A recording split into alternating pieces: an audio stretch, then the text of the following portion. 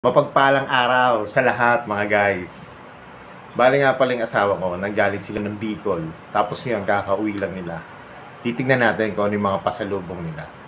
Pero kung bago ka pala sa aking YouTube channel, please hit the notification bell para updated kayo sa aking mga videos. Tara, tignan na natin kung ano yung mga binili. Mga guys, yung mga pinamili ng asawa ko na pasalubong, nahati-hati niya na. Pero bago niya nilagay sa mga individual na plastic yon, ito yung mga napamili nila doon. Ito yung example, gaya nito. Yan, veggie na pansit bato. Yan siya mga guys, oh. Kulay green. Yan oh. Carrot, malunggay, and squash. Yan ang halo nyo. Yan oh, ideal siya for pansit gisado, pasta, and salad dishes. Tapos ito isa pang klase ng pansit. Ayan, no, solar dry, pansit bato. Special pansit bato. Ayan, famous din siya, oh. Ayan, oh. Naku, ang sarap nito. Parang sa kanton. Ayan. Tapos, syempre ito, pili nut hopya. Ayan, sikat daw kasi ang Bicol sa mga pili nuts. Ayan. Kaya kahit hopya nila, may pili. Tapos syempre itong mga pili nuts, yan, individually pack yan. Ayan. Ayan. Tapos yung tart, ayan. Malamang to pili nuts to. Wala kasing nakalagay sa pack nila kung anong ingredient. Pero malamang to, pili nuts sa mga nakalagay dito. Hindi yung nuts naman eh. Pili nuts to. Syempre, banana chips. Yan. Sarap din ito, banana chips. Ayan. Ito mga guys, hindi ko alam to. Parang matamis to eh. Na parang, akala ko nga nung una, cheese sticks to eh. O kaya yung alam nyo yung banana cue na maliit. joke lang. Parang matamis to. Pero tingin ko, nasa loob dito, dinurog na pili nuts pa rin. Yan.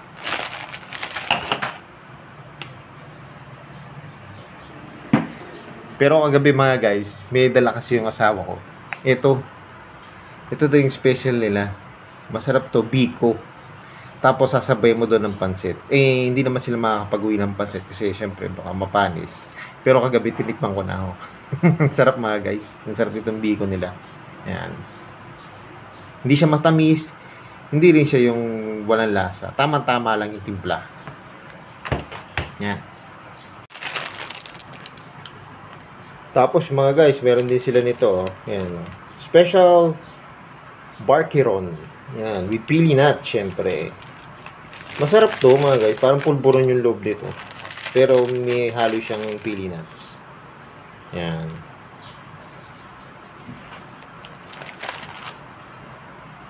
Mga guys, meron pa silang coin purse. Yan.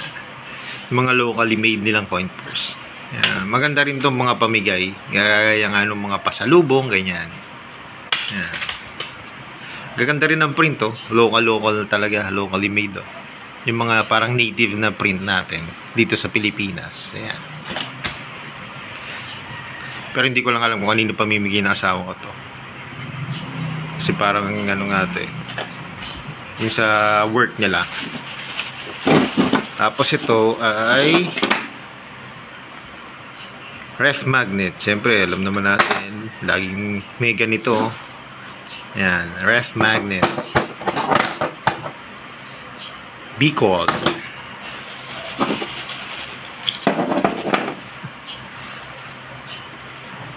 Yan, yan ang mga design doon. Oh.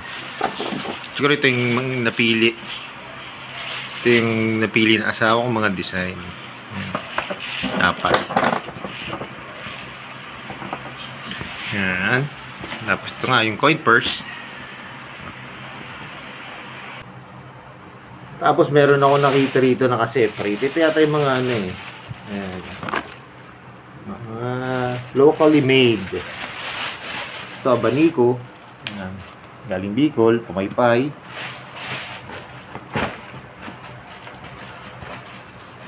Sling bag na parang yung panggala na pouch. Ayan, sling bag. Tapos to handbag. Ayan, no?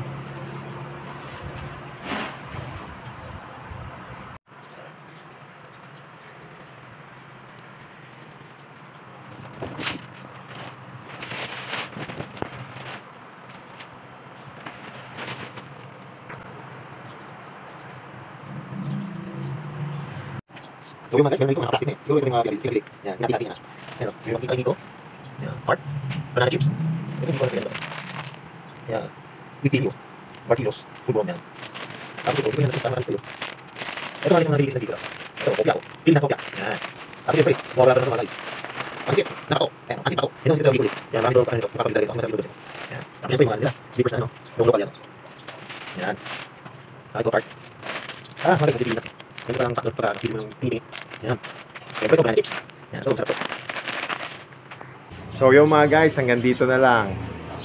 Nagbabalak na pumunta ng Bicol, yun yung mga delicacy na pwede nyo bilhin, yung mga pasalubong.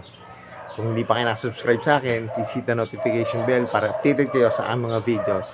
Sa kagaya na lagi ko sinasabi, ingat po palagi, ride safe always, and God bless po. Bye-bye!